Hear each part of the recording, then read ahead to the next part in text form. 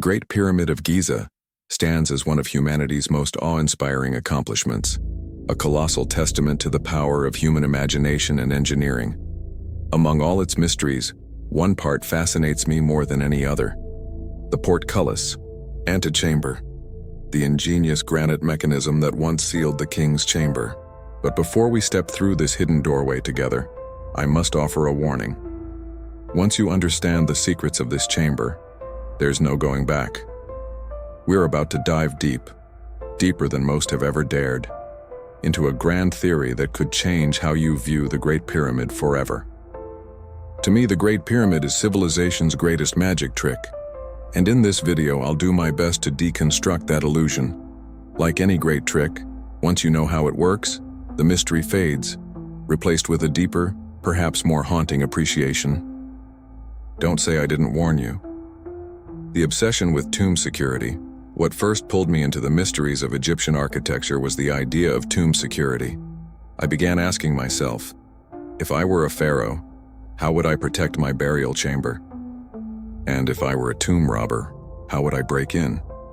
It quickly became clear. No physical barrier could stop determined intruders. Not forever. Over time, all defenses eventually fall. That's why many have claimed the pyramids were a futile effort, grand but flawed. But this perspective underestimates the genius behind these monuments. Surely the architects of such incredible structures knew the risks. So why design them so boldly? Early innovations and the rise of the portcullis. The Fourth Dynasty's sudden leap from mastabas to massive pyramids wasn't just about size, it was about security evolution. As documented in the work of Egyptologist R.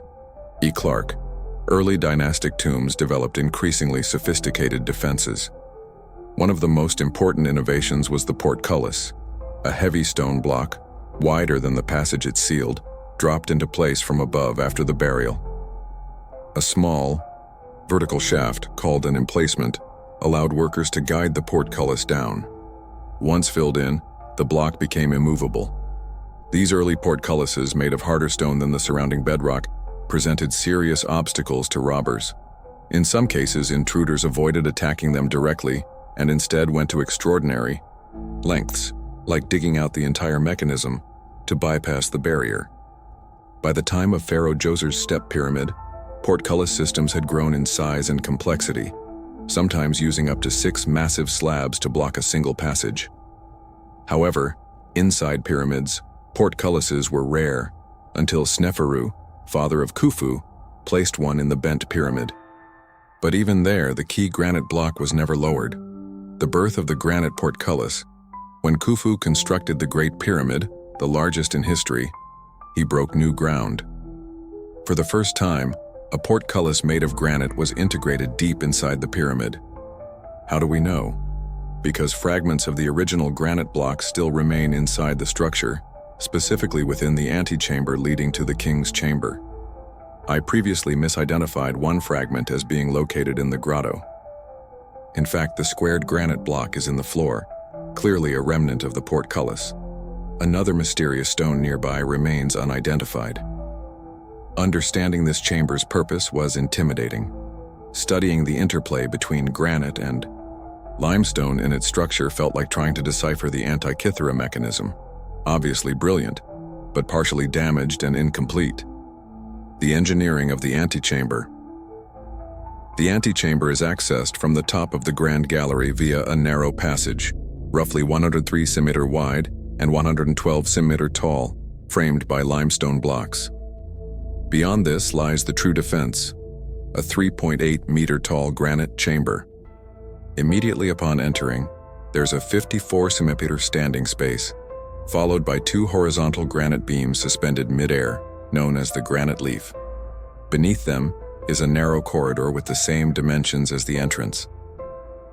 Behind the granite leaf are 3 portcullis slots, each 55 cm deep and spaced only 15 cm apart.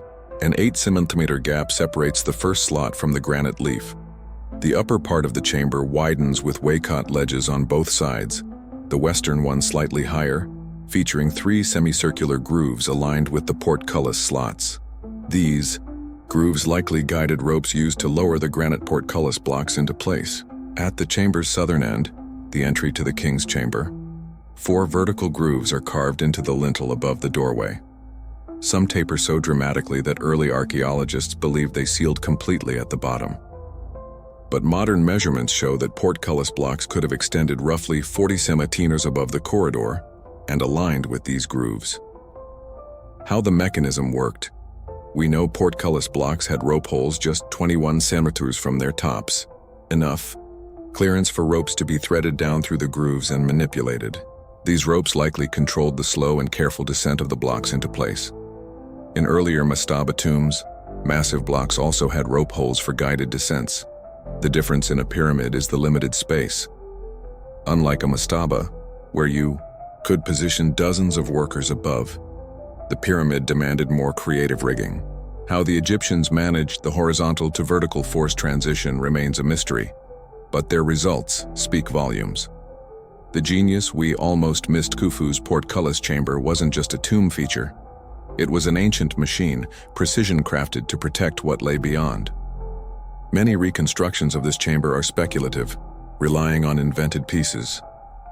But even with missing parts, the surviving architecture gives us a tantalizing glimpse into its brilliant design. What's most incredible isn't just that the portcullis worked. It's that we almost overlooked its genius entirely. So now, having seen behind the curtain, do you feel amazed or slightly unsettled, like a magician's trick has been spoiled? Either way, one thing is clear. The Great Pyramid still holds the power to challenge, surprise, and inspire us thousands of years after its creation. The cramped space of the Port Cis chamber is not comparable to what could be accomplished in the open air above AA. And this is a point we will return to later in the video. The most important question about the Great Pyramid's portcullis is why. It was designed in such a way that anyone could climb over the granite leaf to the area above the stones where the rigging for ropes and logs existed. Conventional wisdom says this is an enormous security flaw, as highlighted by Dear Arnold in his seminal book on construction titled Building in Egypt, quote, "The system was rather naive, because the robbers could easily climb over the lowered portcullis through the maneuvering chamber and chisel off enough of the granite of the architrave over the entrance door," end quote. It's likely that Arnold's description is exactly what happened because of the visible damage to the ceiling of the corridor behind the southern portcullis stone. Calling the builders of the Great Pyramid naive is a polite way of saying they were great fools, and this is where my curiosity went into overdrive. The statement simply did not ring true to me, and thus I decided an alternative explanation was warranted. If anyone wants to accuse me of bias, I will lay it out right here for you. A goal of my investigation was to see if I could understand the Great Pyramid portcullis in a manner that was explainable beyond naive. This brings us to the perspective of the robbers of antiquity and how they would attack a tomb's defenses. There are 3 methods for attacking a porous one. It can be levered or pried out of position to navigate under it. 2. It can be attacked directly and demolished. 3. It can be circumvented by digging around it. The distinction between digging through a portcullis and digging around it only matters if they are made from different types of stone. Thus, the material of the blockage is the most important factor for that type of attack. Next, it must be considered how much time and effort each type of attack would require. Obviously, this will vary greatly, based upon the skill of the intruders and the amount of material they must excavate. My loose estimate of time required for such attacks are as follows. Levering. A portus would take hours to days. Digging through limestone would take days to weeks. Digging through granite would take weeks to months. Even with that simple of a threat matrix, you can see why levering attacks would be considered the most serious. It's the only potential method where intruders might overwhelm security or sneak undetected and penetrate a tomb. Within a single night for mastabas, the portcullis was lowered in from the outside and its imp placement filled up. Therefore, a levering attack would at least require some excavation beforehand. But in pyramids, a portcullis required empty space to hold it in position before being closed, and thus they were immediately vulnerable to levering. With that basic understanding, it's clear the threat of levering is what a pyramid architect would be overly concerned with. Compounding this concern is that the pharaoh has trained a literal army of workers in the skill of levering to construct the pyramid with years of practice. Under their belts, it is obvious the ancient Egyptians were aware of this vulnerability, because the earliest portcullis design within the bent pyramid completely neutralizes a levering attack. The portcullis stone slides at an oblique angle and penetrates deep below the level of the floor. The time it would take intruders to dig out the limestone floor and determine which direction the stone could be levered would be equal or greater than the time it would take to penetrate the limestone blockage. Itself, the risk of a single night breach is therefore eliminated this. So the reasoning for the rope method is not obvious. Lowering a portcullis without ropes was done in almost every pyramid after the Great Pyramid, but I find it unlikely Khufu's architects weren't aware of such methods. It's still a bit of tricky work. The vertical supports under the heavy stone may need to be hammered out a bit, and then perhaps a rope was tied to the supports, so a sudden yank from a work crew could create the force necessary to pull them out. The question of how rope rigging for the portcullis was arranged in the Great Pyramid is a complex problem that I will speculate more about in a future video. The bigger problem is that each granite block weighed about 500 lb, and lowering that amount of weight in a controlled manner requires a lot of manpower. There's no point in using ropes for the portcullis if they are to come crashing down uncontrolled. So how did the Egyptians harness the force necessary? To accomplish this, the portcullis antechamber only contains enough space for a few people, and their strength alone would have a negligible impact on pulling against 4,500 lb. I'm aware that some ingenious methods involving counterweights or increased friction may be hypothesized, but since no other portcullis could have used those techniques, I find such speculations unlikely. Fortunately, the Grand Gallery is very close to the portcullis antechamber, which has ample space for the manpower required to control 4,500 li of weight. The exact manner by which the ropes were directed into the Grand Gallery is uncertain, and again, we'll save that analysis for another video. But whatever the method, it wasn't more complex than rigging models proposed. In Building in Egypt by Dear Arnold, we've now covered the method of controlling the Great Pyramid's portcullis. But the deeper question of why it was designed this way is far more important. Why so greatly complicate the lowering of these granite blocks when simpler methods were used before and after? Why questions are the tough ones, and they require evidence far stronger than speculations about the rigging of ropes. We need to simplify our reconstruction to its most basic functionality, moving a portus from the open position to the closed one. The key piece of evidence will be found on the floor of the portcullis chamber bier, where slots were made for supports that would hold the stones in their elevated position. Supports under the stones would be the only method of holding the blocks up in every other pyramid portcullis that did not use ropes. But there's a critical difference between what we see in every other pyramid's portcullis floor and the floor here at the Great Pyramid. The Great Pyramid is the only portcullis where the slots exist.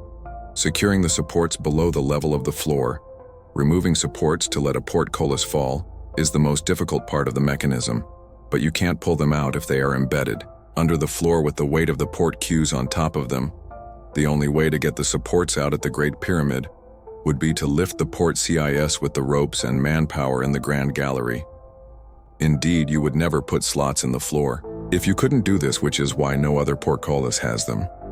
And let me be crystal clear on this point: if you can muster the power to lift a portcullis up and off its supports, there is no reason whatsoever that you cannot fully open and close the portcullis repeatedly at will. Even if there were some ingenious methods of removing the supports without lifting the portcullis, there is no angle of attack for them, except directly under the granite blocks themselves. It is crazy to think anyone would attempt to release a portcullis while underneath it. The ability to raise and lower the portcullis repeatedly is the critical answer of why it was designed this way in the Great Pyramid. And once you understand that point, the full brilliance of the design becomes apparent. It's openable but still secure against a levering attack. You need a large team to open it, probably about 30 men, but with the rigging kept out of sight from the Grand Gallery, knowledge of its precise operation was hidden from the muscle used to pull it open. The portcullis is thus a lockable door secured with the secrecy of its operation, and a physical barrier that only a prolonged attack could penetrate. This design was not naive. This was true. Genius at work. When solving this puzzle years ago, I was quite pleased, but I was still operating under a model of pyramids Egyptology hammered into me. My earliest speculation was a lockable door would be necessary in the short term, because filling the room with enormous treasures was more than a day's job, and you'd really want it physically secured. The Great Pyramid's enormous size makes bringing objects inside a long and slow journey. But soon nagging thoughts grew in my mind. The scolding academic voice that says nothing is special about the Great Pyramid, and that following smaller pyramids fulfill the same purpose. And sure enough, Old Kingdom pyramids that follow Khufu are designed with port sissies that could be opened and shut as well. Levering them up was less elegant, but the builders clearly made the port cues vulnerable on purpose. It was at this point that I took a long pause in the port keys work, because the gravity of my proposal started to weigh down on me. I try not to fall in love with my own ideas, and the discoveries were becoming very radical. The physical evidence of the port Kus operation was quite strong. However, fear of missing critical evidence kept holding me back. A reimagining of Old Kingdom pyramids as permanently accessible seemed within reach, but the mental block preventing that conclusion was substantial. I can hear the defenders of conventional wisdom in my head as I write this, but they were plugged. The pyramids were plugged up, will come the replies. Of skeptics, were they now, were they really? It's very natural to assume long and narrow descending corridors would have been filled with plugstone stones. They appear designed to accommodate them. Not only that, but the few pyramids which have secondary entrances did have those passages entirely plugged. The unplugging of the Bent Pyramid and Saphir Pyramid only occurred with modern archaeology in the 19th and 20th centuries. It's only natural people have assumed all the main entrances were originally plugged as well. The physical evidence of such plugging, however, does not exist. This point is not even contested. Within Egyptology, it is merely taken for granted that it must have occurred, even though we can't detect it. Flender Petrie was the earliest and most capable archaeologist to investigate this matter before later damage occurred in the passages. And here is what he had to say. Quote, "The passages of the pyramids show no trace of continuous plugging, nor indeed any plugging beyond the closing of the mouths of some passages merely to prevent their being detected. On the contrary, there are incidental proofs in the mortaring etc. that no general plugging was ever introduced or extracted." End quote. In Ree Clark's books, he bends over backwards trying to explain that SNR's pyramids must have been plugged entirely, even as he reluctantly admits there is no physical evidence for such plugging. His book ends with the Red Pyramid, and the Great Pyramid is not discussed for plugging. To have occurred, it needed to be the worst job imaginable with smooth rubble. But that's not what we see in plugged passages that were abandoned. It's just assumed that the plugs were 100% cleared out in every pyramid by looters who had perfected the skill of large plug extraction. Since the Great Pyramid is our focus, let's compare it to the pyramids that come right before and after it. Probably the pyramid which directly preceded Khufu was the satellite pyramid to the Bent Pyramid.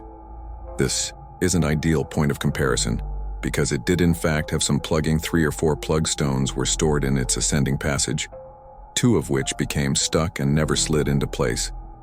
This design is the closest thing that we have to the Great Pyramid's ascending corridor with the 3 granite plugs.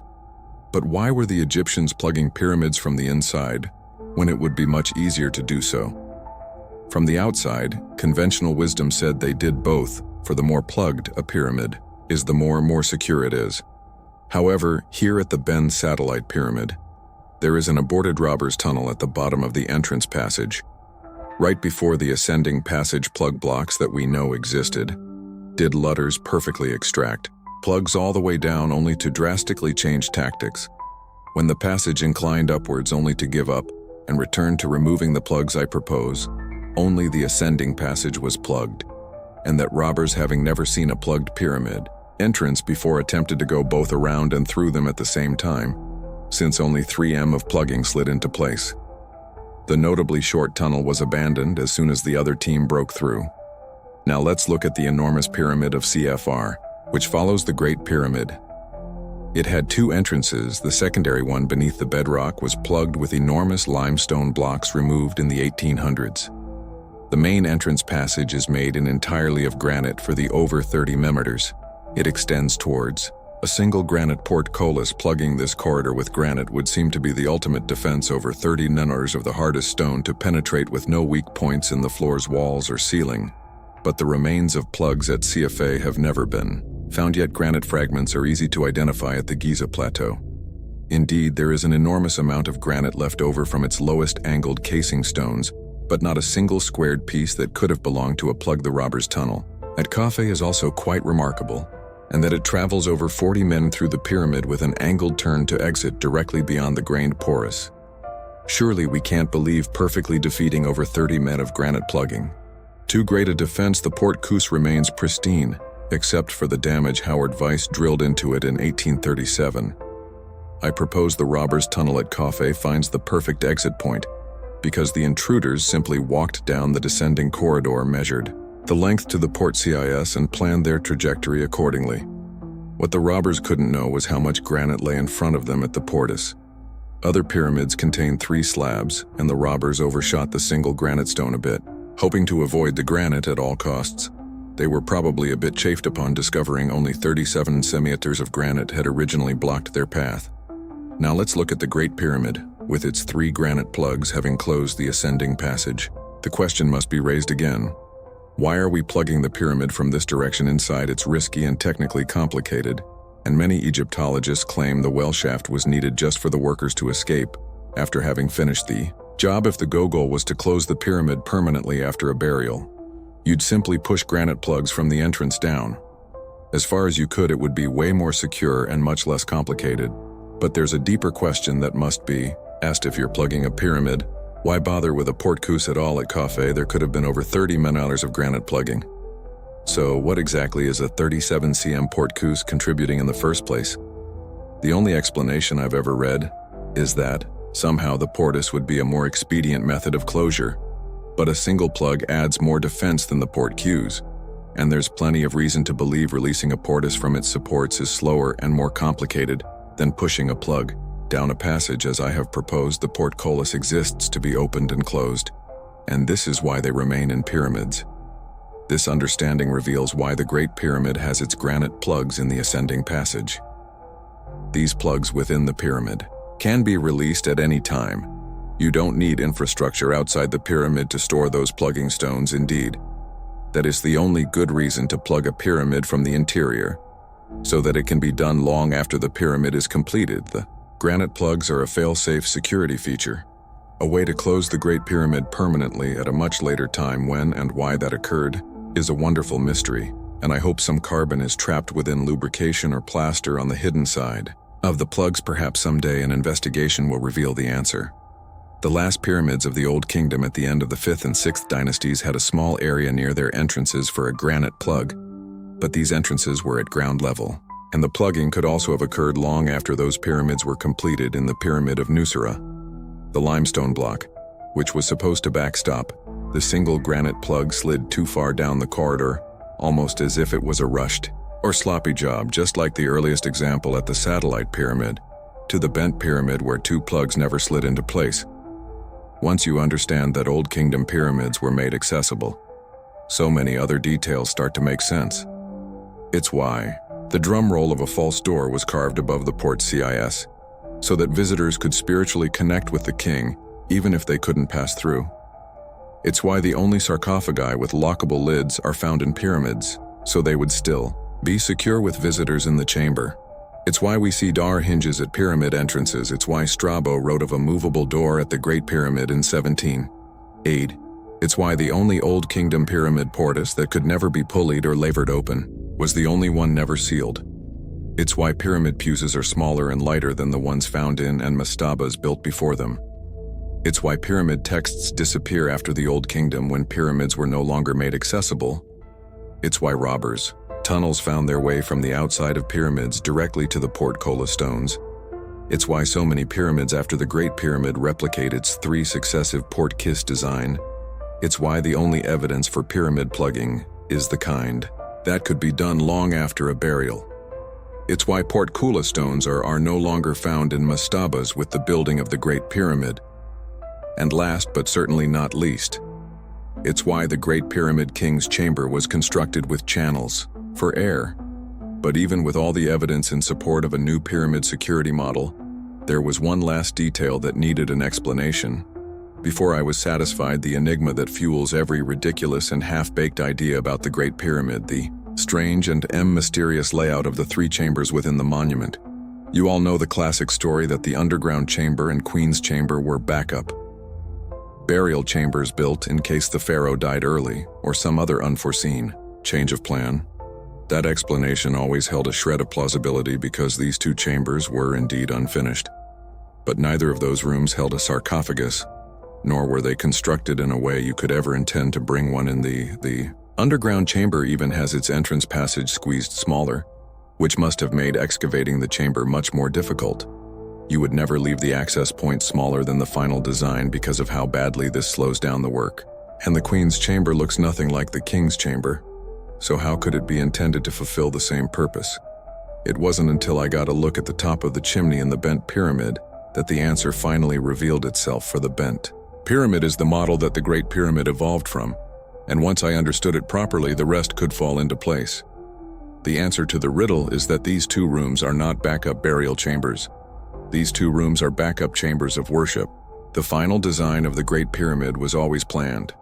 You couldn't place the largest granite block so high as an afterthought.